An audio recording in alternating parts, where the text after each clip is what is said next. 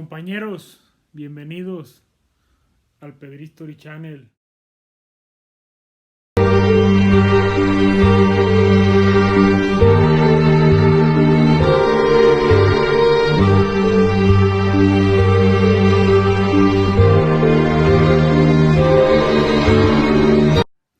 El video que les quiero compartir es sobre el tema de segundo de secundaria que se llama las fuentes históricas.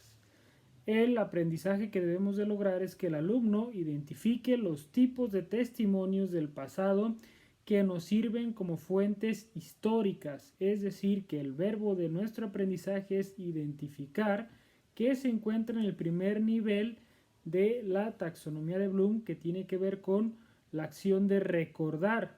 Así como recuerdan los videos de TikTok, los bailes que no se les olvidan, pues bueno, vamos a tratar de recordar de manera efectiva cuáles son las fuentes para la historia. Cuando nos referimos a fuentes históricas, nos referimos a aquellos testimonios que han sobrevivido hasta la actualidad y que nosotros podemos estudiar e interpretar para conocer un hecho histórico. Estas fuentes pueden dividirse en fuentes primarias y fuentes secundarias. Las primarias son aquellas que son de la época del suceso o hecho que estamos estudiando, y las secundarias son las que se han construido y se han estado haciendo a través del tiempo hasta la actualidad.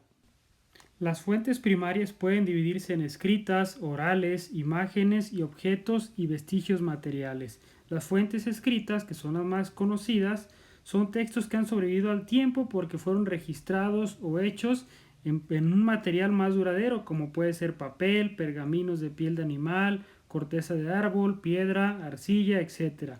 Las fuentes primarias más conocidas y usadas por los historiadores son textos, crónicas o relatos escritos por quienes vivieron en la época que queremos estudiar. Y comúnmente se le ha dado más valor a las fuentes que son escritas. Fuentes escritas como estas que tengo aquí, que obviamente son copias de original, ustedes pueden encontrarlas o saber que están en los archivos de instituciones tanto públicas como privadas y que van generando naturalmente con el paso de los años de su existencia. En este caso, pues, este que está escrito en español, que aunque no parece, pues es español de la época colonial, y tanto este, que es un español ya entendible porque es a máquina de escribir y que es un periódico en el siglo XX, a principios del siglo XX, pues nos pueden dar información directa o ser fuentes primarias del suceso que estamos estudiando.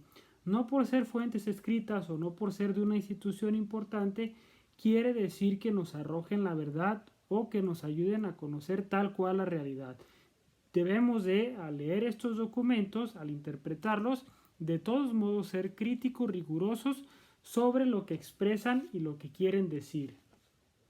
Aunque sigue reconociéndose con mucho valor e importancia documentos como estos que salen de instituciones para conocer un suceso histórico, cada vez va tomando más fuerza y reconociendo la importancia de la diversidad de fuentes, que pueden ser desde expresiones artísticas como la pintura, como la música, o también objetos de la época, o incluso hasta billetes, ¿no? Que pueden ayudarnos a conocer un país, pueden ayudarnos a conocer un suceso histórico importante.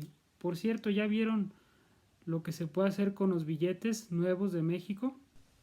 Una muestra rápida: descargan una aplicación que se llama Billetes MX y agarran uno de estos billetotes de 500 o el de 200 y lo ponen y vean que tiene una tercera dimensión con la cual pueden ver de una manera interactiva los dibujos que tiene.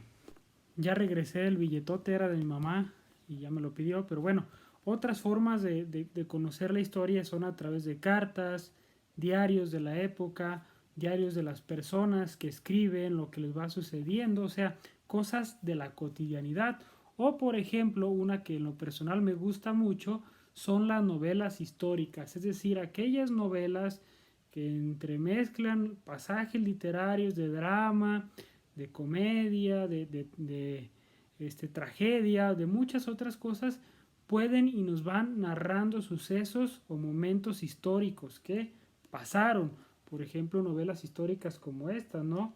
Una que se llama Las Tierras Flacas de Agustín Yáñez, de esta región de los Altos de Jalisco, o esta que se llama El Zarco de Ignacio Manuel Altamirano y que habla pues de la época de la Guerra de Reforma, del Imperio de Maximiliano y de finales del siglo XIX. Entonces podemos encontrar en esta diversidad de fuentes, así como en otras, también la historia y podemos a través de ellas construirla.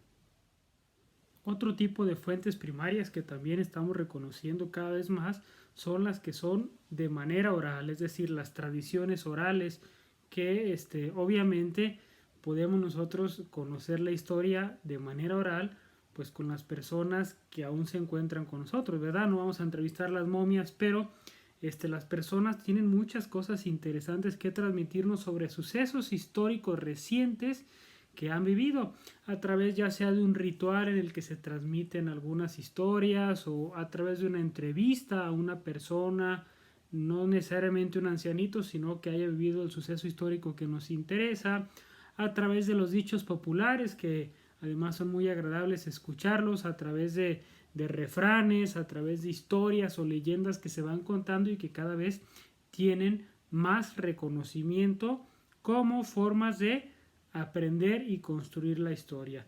Ya hablando de fuentes secundarias, pues podemos referirnos sobre todo a los libros que se han construido para conocer la historia, es decir, libros especializados en algún suceso o época histórica, y pues puede haber muchos o muy variados. Estos libros se construyen obviamente desde fuentes primarias, por ejemplo, este libro que también sirve para hacer pesas y que se llama México a través de los siglos. Es un libro que habla de la historia de México, ¿sí?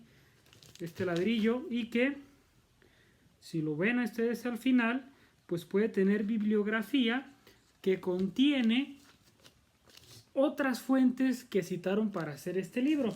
Puede haber muchos libros especializados para muchos otros temas, por ejemplo La Cristiada, que lo hace un especialista historiador en el tema, este otro libro que se llama la Reconcentración, sobre un suceso en Cuba, que también lo hace un especialista en historia, ¿sí? Entonces estas fuentes también son importantes. Hay otros libros que no necesariamente a lo mejor son destinados a estudiar un suceso histórico, pero nos pueden ayudar a conocerlo, como no sé, un libro de recetas, un libro de comida, cualquier libro que ustedes puedan tener acceso a lo mejor nos puede ayudar, ¿no? Por ejemplo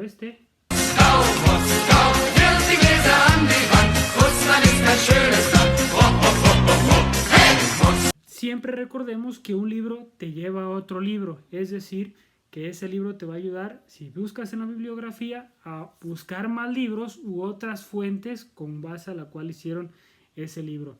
Una fuente muy importante en la actualidad es el Internet, de la cual que hay que estar muy preparado, pues tiene muchísima información y el reto es saberla canalizar, saberla investigar y saberla concretizar. Entonces, en el Internet nosotros podemos encontrar libros, revistas, periódicos, imágenes, pinturas, entre otras fuentes que nos pueden ayudar a conocer la historia. Conclusión: para construir la historia podemos hacerla a través de muchos vestigios, textos, fotografías, arte, pintura, etcétera, etcétera.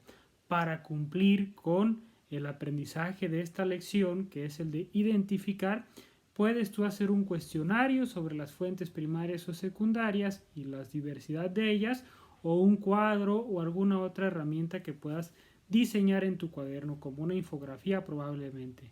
Gracias y nos vemos.